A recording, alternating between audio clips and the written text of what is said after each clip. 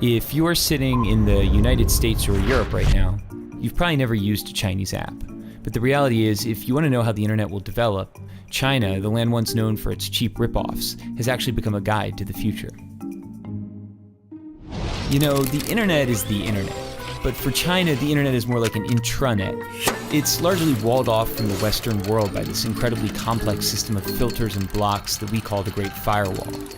And basically, the Great Firewall blocks any foreign site the Communist Party doesn't think it can control. So that means there is no Facebook, no Twitter, no Google. Instead, what filled the internet vacuum was a generation of Chinese copycats that have grown into huge companies.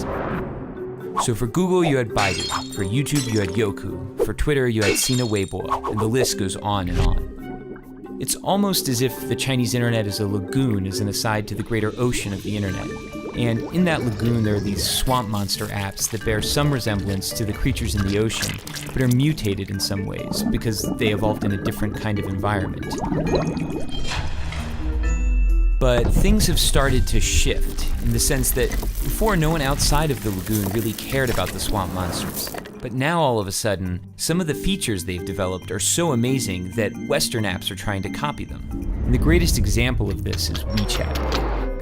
WeChat is an example of, for lack of a better word, a super app. It's a Swiss Army knife that basically does everything for you. It's your WhatsApp, Facebook, Skype, and Uber. It's your Amazon, Instagram, Venmo, and Tinder. But it's other things we don't even have apps for. There are hospitals that have built out whole appointment booking systems. There are investment services.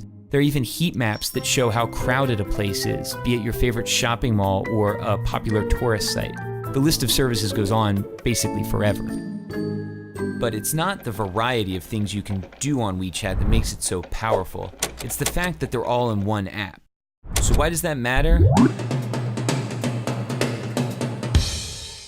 Hypothetically, imagine you're sitting at home and one day you notice your corgi is dirty. You open WeChat, hit a few buttons, and a few hours later a man shows up at your door with some shampoo and a big vacuum. Your dog gets cleaned and he looks great.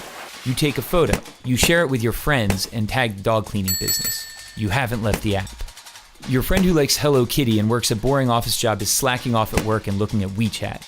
She sees the photo of your clean corgi. She decides she wants her poodle clean. She clicks the tag on your photo and orders the same service.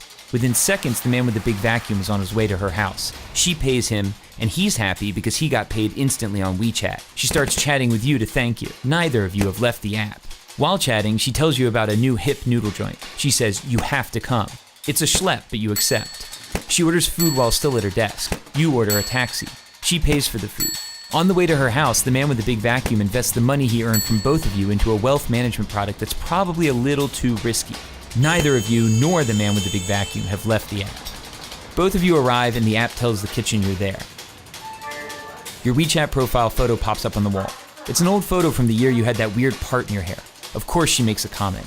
Your food is served. You notice your meat is a bit overcooked, so you snap a photo and post a disparaging restaurant review.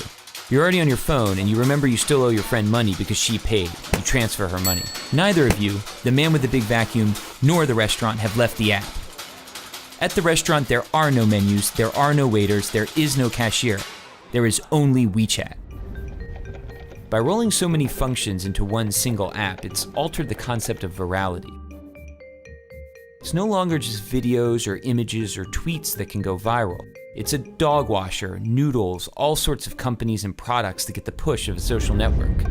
Here in China, that network is 700 million people. Sounds great, right?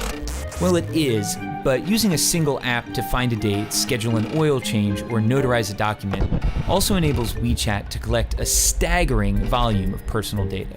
They know what you talk about, who you talk about it with, what you read, where you go, why you're going there, who's there, how you spend money when you're online, how you spend money when you're offline. The list goes on indefinitely.